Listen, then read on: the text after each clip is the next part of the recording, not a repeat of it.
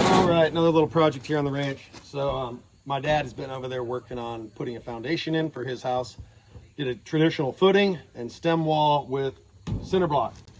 Well, when it comes down to it, it's pretty hard to fill these cells with mud from the tailgate. From the chute of the cement truck, it's pretty hard to get it in here without getting it all over your walls, making a giant mess. So all I'm gonna do is build him a very simple, like, little funnel. So it should be, it should make it a lot cleaner and a lot easier. So that's all we're doing today. Something simple. If anybody works with block, this might be a a viable option for you. I don't even know how well it's gonna work, so we're gonna find out.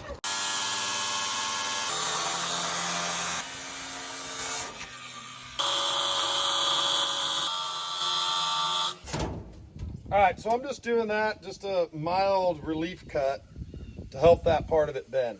I'm gonna see if I can break that by hand. We'll see. I have to beat the shit out of it. Let's get it.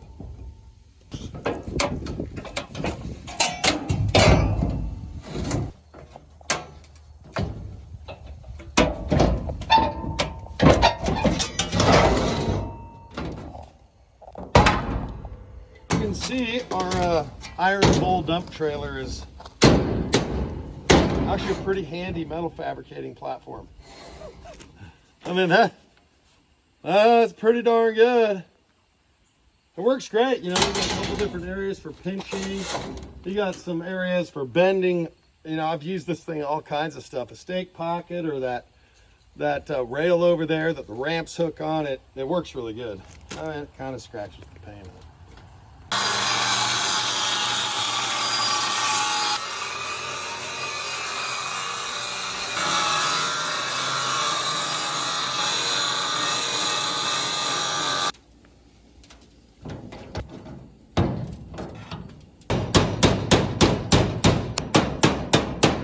Oh, hell yeah! Man, that's gonna work great. This angle, like that, when it comes down on top of the block, what damn good does that do? All the mud will go back under there and create a mess. So the idea is, it should sit about like so, roughly. Anyway, yeah, maybe like that. On each side, directs all the mud right into your cells. Easy. So we can do these.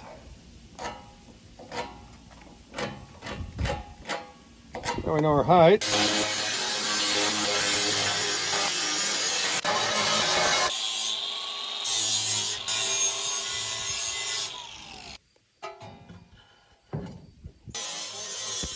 Lay it out. Just transposing those marks. The next one. All right. Always prep your steel that you're going to weld. You know, get down to bare metal. You don't want to weld over rust. It's hard enough welding with this flux core. You don't need any shit getting in your weld, any impurities. It's gonna, but we do everything we can to help it.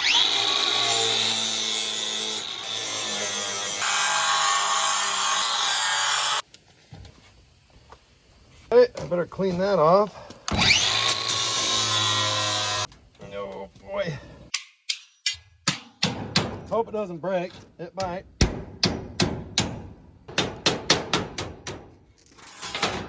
Alright, so we have a nice broke corner now, so that's strong, right? You can't flex it. So I could bring this back in, but it's going to deform the face of this by trying to bend it, and if I do, I'll probably stretch this outside and break it. So we're just going to stop there. I'm not going to go any further. The only way to do a relief cut on the inside that allow you to bend that far, that radical of an angle, you have to, one of two things, it has to go pretty deep and it has to be wider. So this cutoff wheel is too narrow. If I had one of those thicker ones, it would do it. So, but that'll work. That'll work great. Okay. Let's see.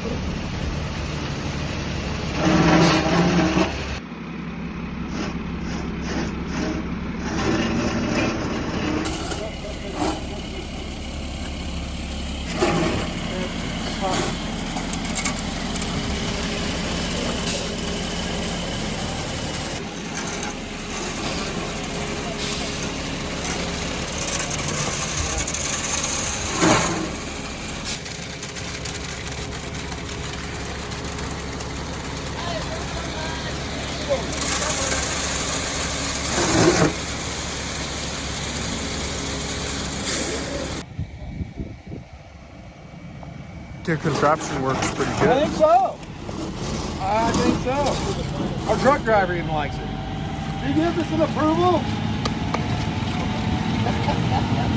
It works. But on our redesign, we won't have this here. What's happening is every once in a while, one of these pea gravels tried to get wedged in there. It was binding it up. So, you know, it's good we're using it. Figuring out what we're gonna do. But yeah, if we run just a maybe a 3/16 plate here, it won't be so prone to getting something wedged behind this wider abutment. So I think it's working good. I like it.